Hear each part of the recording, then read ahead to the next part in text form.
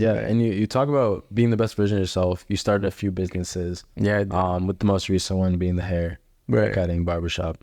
And you're a student, Right. but also an entrepreneur, have entrepreneurial background, entrepreneurial mentality. Exactly. Do you want to talk about why you're at college in the first place? Oh, Like, that's okay, so wait. Yeah, because you're here, like, right. obviously for the diploma, right? Of course. To, like, show it can be done, like, especially within your family. Exactly. Be that role model, be that example.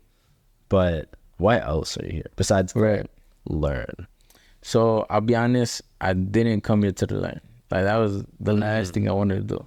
Because if anything, the things that they teach me, like, don't get me wrong, I don't know anything. So I humble myself in that area. Okay. I'm always open to the new ideas that are presented. Like, for example, I took econ this semester, econ 202. I learned so much from it simply because I don't know everything. You know what I mean?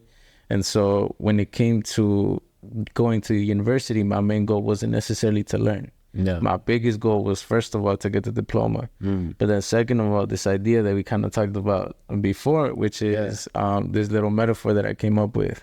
Is it the incubator? The little incubator, right? And so the incubator, essentially the way I brought it up was, my dad actually asked me that same question. Why do you want to go to college? Because like I said, coming into my senior year, I already had a pretty good amount of money. I didn't really need to go to college. I had a business going, multiple businesses, I won't lie. And so I didn't really need what college was going to offer, which is knowledge in order to get a job. Yeah.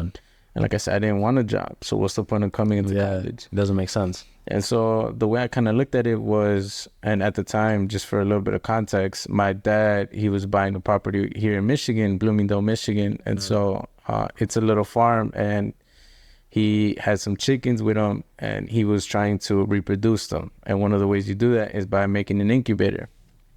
Oh, well, buying an incubator, but he chose to make it. And so while he's making this incubator, his thing was, you know, I obviously did some research for him, and then he did some research, and then we put our minds together in order to make it work. And so while we were working on this project, that's when he asked me the question. He was like, why do you want to go to college? And so as we're working on this project, I'm a visual learner, so I kind of saw my way of thinking within the process of creating this incubator. Yeah. And so what I ended up doing was I compared the two in the sense that the incubator, like the physical aspect of it, it kind of looks like a college. It's the physical building, the college itself. And then the eggs that you put in there are kind of the students, right? Okay. In the sense that the students are like the eggs, right? And then you're developing them through, well, for us, it was the humidity, it was the sunlight. I'll be honest, I forgot the third one. But the idea is sunlight. And what is it, like food, maybe? No, there wasn't food because these are eggs. Humidity, sunlight, temperature. It was temperature. Okay. Yeah, so it was those being three. And so I saw not food there. Yeah. Well, it's like, I saw it as these three factors were kind of like the teachers, because these were the factors that determined the potential of the egg. So not a lot of the eggs, like for our first couple trials. Okay. For our first couple trials, our eggs actually didn't end up hatching as many as we, expected. We expected like at least 5 within our first trial. I think we only got like 2 or 3. And so, like I said, and this was out of a batch of like 18 or something. And so, like I said, these 3 factors would determine what are the quality and the quantity of the chicks, because some of them that did hatch didn't hatch as strong and ended up dying in the future. And so, like I said, those I kind of saw it as the teachers, because your teachers determine how much you know, in a sense, how much you're exposed to, right? And obviously, exactly. Sometimes you have the liberty, like one's own will to learn. That's a good thing, but not a lot of people have that. That's why the teachers are there in place to guide you, like you said. And so I saw those as the factors. And then you have the eggs themselves, right? The students. And so the way I saw the students was you start as an egg, and then through this development, through the time within the incubator, you start to develop and you start to maximize your potential. And you begin to specialize in a specific thing, so that when you hatch, it makes you unique. And so the way I looked at it was, for example, some chicks, they hatched and they were black chicks, or some chicks hatched and their beaks were a little different. Some chicks hatched and they were a little bit bigger than others. So Like they're they're all different different. things. Exactly. Some were spotted. Like they all vary in various aspects. And so that's what made them unique.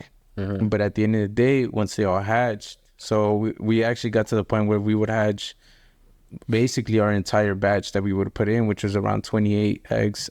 To some point, we ended up putting a batch of 28, 30 eggs, 32 eggs. And so as we put these eggs in there, like basically all of them started hatching. So we ended up selling some of them. Yeah. And so this is kind of what I saw the eggs, or no, not necessarily the eggs. Like the college. Exactly, University. like the output, right? Yeah. And so the output, I saw it as these eggs get to develop, and then once they hatch, people came up to them and they picked the ones that they wanted, whether it be because of their uniqueness or simply what they have to bring to the table, right?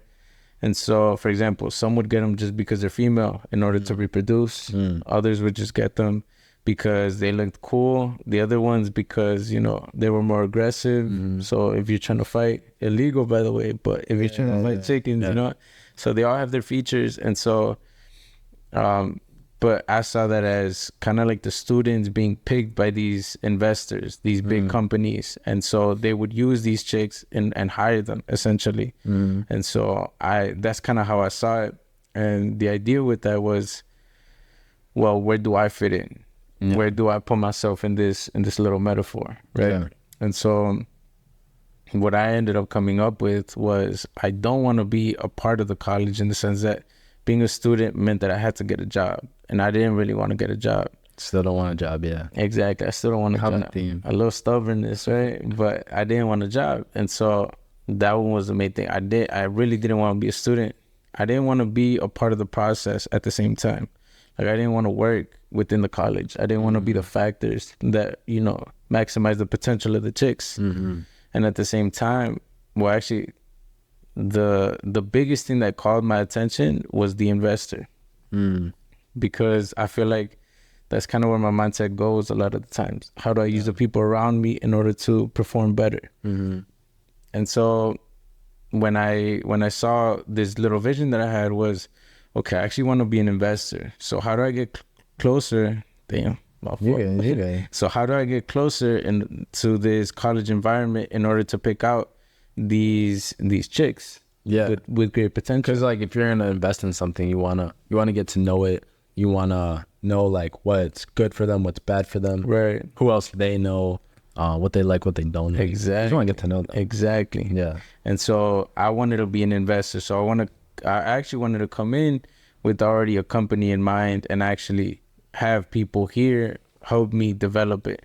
But the idea with that was that I first didn't have enough income. Second of all, I didn't really have a solid company, like a big one. They were all. Are you talking about like just any type of company, or like a specific company for investing? Because there's some companies that those are called like, it's not hedge fund, it's private equity. Where they just invest in other companies. Exactly. So I didn't really have one in mind. That was the thing. I didn't come prepared.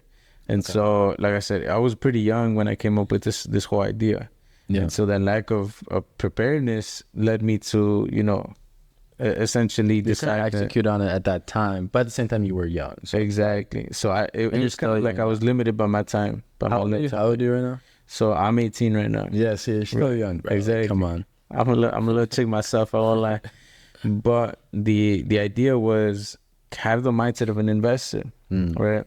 And so upon, you know, I was just pondering this idea. So how do I become the investor? And so what if you dressed up as a chick? Because when you dress up as a chick, you get closer to the chicks that are around you. Yeah.